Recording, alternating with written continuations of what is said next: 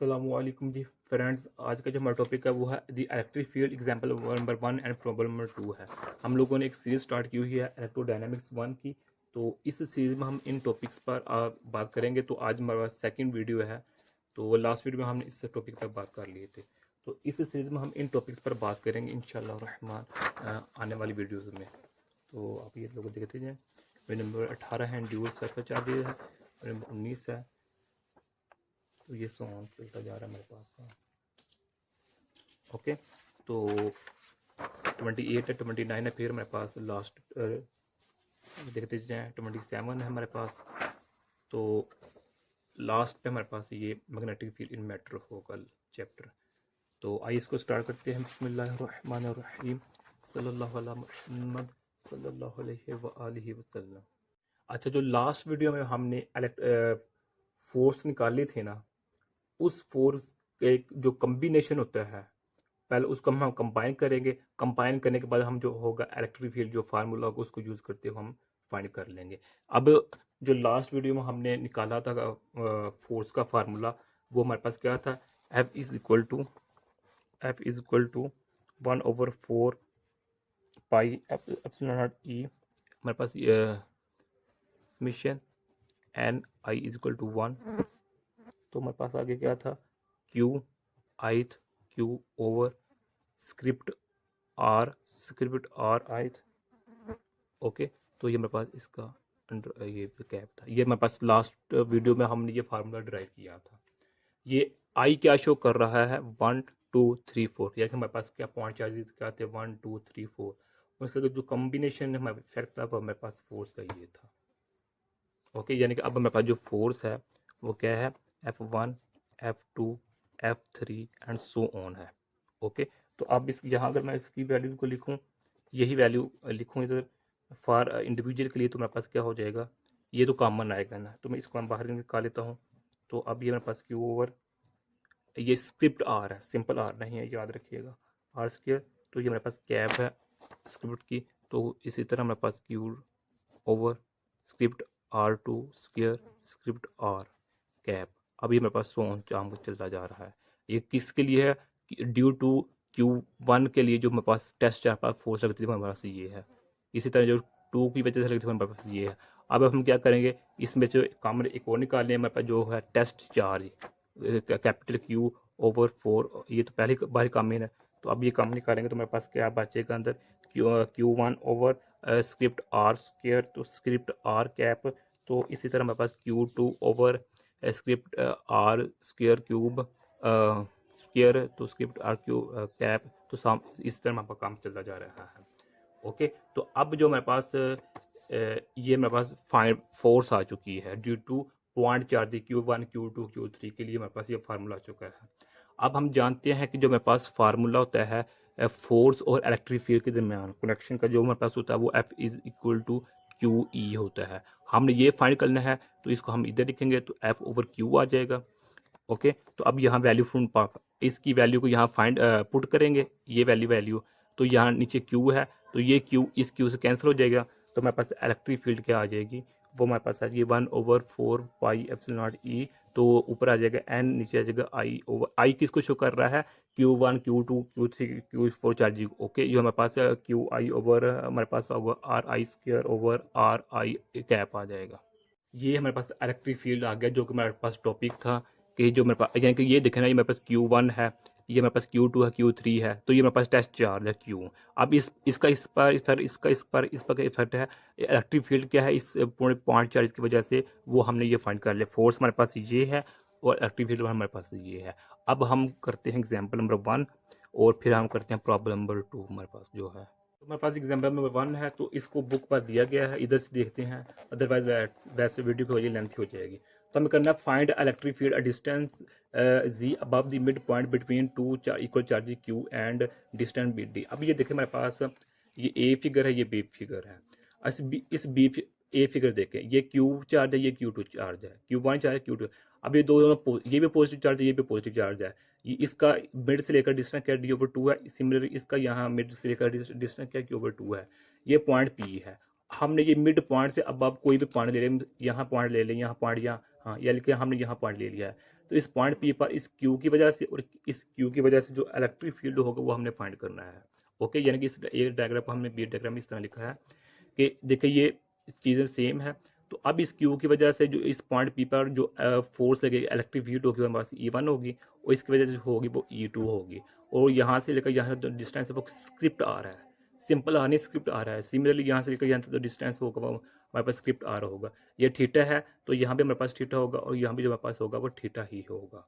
और यहाँ से लेकर यहाँ तक जो डिस्टेंस है, क्योंकि ये अलोंग जी एक्सिस है, ये अलोंग एक्स एक्सिस है, ये भी याद रखिएगा। ओके, तो अब हमने फाइंड करना है इलेक्ट्रिक फील्ड। तो अब यहाँ देखें कि जो हमारे पास साइन कंपोनेंट्स हो गए वो कैंसिल हो जाएंगे।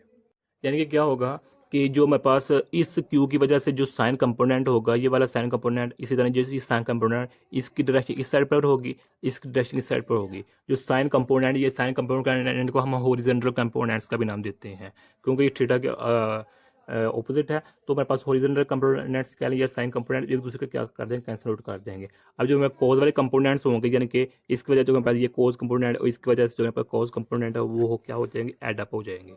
ओके, तो ये हमारे पास है ये वाला ए कोस, क्योंकि हमारे पास ये E1 E2 है इसलिए हमने 2 लिख लिया, यानी कि इसकी वजह से और इसकी वजह से। अगर एक होता तो इस इधर हमें E1 लिखना था। अब जब चूँकि हमारे पास 2 चार्जेस हैं, दोनों का इफेक्ट देखना है, इसका भी इसके, तो हमने इसलिए 2 लिख दिया। अब जो हमारे पास ये हॉरिजॉन्टल है ना ये वाला, इसकी जो हमारे पास वैल्यू है वो हमारे पास ये है जी² प्लस D/2 का स्क्वायर, यानी कि जो मेरे पास ये वाला है इसका स्क्वायर प्लस इसका स्क्वायर। ओके, ये मेरे पास एक है। सिमिलरली जो मेरे पास इधर होगा इसका भी यही स्कीम से केस होगा।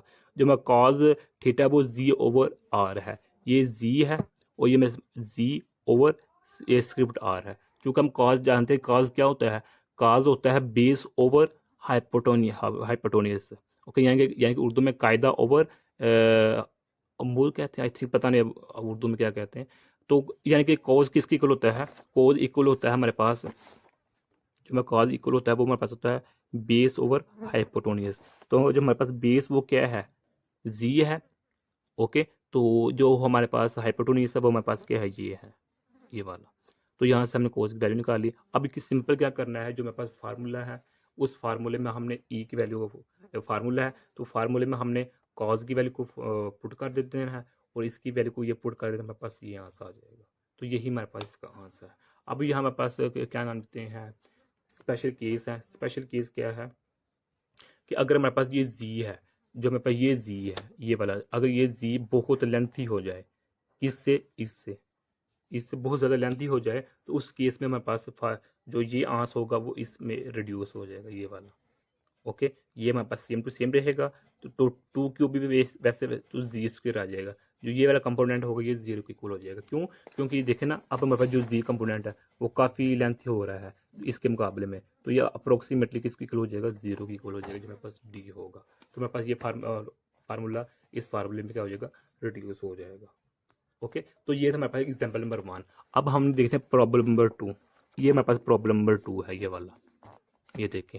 अब इस प्रॉब्लम नंबर 2 में क्या बताया गया है कि कहते हैं सेम वही चीज़ें हैं, लेकिन अब इसमें इधर भी पॉजिटिव चार्ज था, इधर भी पॉजिटिव चार्ज था, क्यों एग्जाम्पल नंबर 1 में।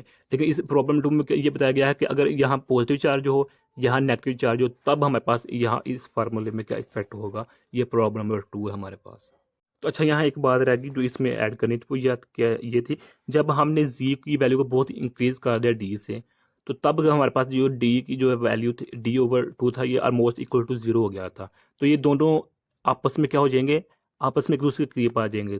तो ये दोनों पॉइंट चार्ज बिहेव करने लग जाएंगे as a single point charge के तौर पर। कब, जब हमारे पास जी की वैल्यू बहुत ज़्यादा होगी। खैर, अब जो हमारे पास प्रॉब्लम नंबर 2 है इसको हम डिस्कस करते हैं। प्रॉब्लम नंबर 2 है, वही सेम बातें हैं, इसमें कोई बात मुश्किल नहीं है। कि ये देखिए हमारे पास ये है, ये जी एक्सिस है, तो यहाँ हम पॉइंट पी ले लेते हैं, ये लॉन्ग जी एक्सिस है। तो अब यहाँ ए इसको हम पॉजिटिव मान लेते हैं, इसको नेगेटिव मान लेते हैं। यहाँ डिस्टेंस क्या है, D/2 है, यहाँ से लिखा ये D/2 है। ओके, ये जी एक्सिस को लॉन्ग है। तो अब हमने ये, चूंकि अब यहाँ एक ऑपोजिट आ गए हैं दोनों, एक दूसरे के लिहाज ऑपोजिट है, अब जो मेरे पास साइन कंपोनेंट होगा वो कैंसिल नहीं होगा, बल्कि जो कॉज कंपोनेंट होगा वो कैंसिल हो जाएगा। ओके, तो जो मेरे पास साइन कंपोनेंट है वो हमारे पास सिर्फ आ जाएगा। ओके, तो ये मैं डायरेक्ट फार्मूले में वैल्यू पुट कर रहा हूँ, ये स्क्रिप्ट R है, ओके, हमारे पास स्क्रिप्ट आ रहा है। तो अब हमारे पास जो साइन कंपोनेंट होगा ना वो हमारे पास आ जाएगा। और जो साइन कंपोनेंट होगा वो किसके अलोंग बताएं, जल्दी बताएं कि वो किसके अलोंग होगा, जी एक्सिस के या फिर एक्स एक्सिस के। जी, वो एक्स एक्सिस अलोंग होगा, यानी कि एक्स एक्सिस। क्यों? क्योंकि जब हमने लास्ट केस देखा था वो एग्जाम्पल नंबर वन में जो मेरे पास था कॉज कंपोनेंट साइन कंपोनेंट वो क्या था, इस फॉर्म में था, इधर था, और कॉज इस तरह था। अब चूंकि जो चार्जेस है वो डिफरेंट साइड में हो चुकी हैं, तो यहाँ इसलिए मेरे पास ये इधर क्या आ जाएगा, हमारे पास साइन कंपोनेंट आ जाएगा, और जो कॉज कंपोनेंट होगा वो इधर ही रहेगा। यानी कि अब दोनों नेगेटिव जो है, दोनों में से एक नेगेटिव चार्ज जो है, तो इसलिए एक नेगेटिव चार्ज की वजह से जो मेरे पास होगा साइन कंपोनेंट वो मेरे पास आ जाएगा। ये साइन कंपोनेंट अब कैंसिल नहीं होगा। ओके हो गया?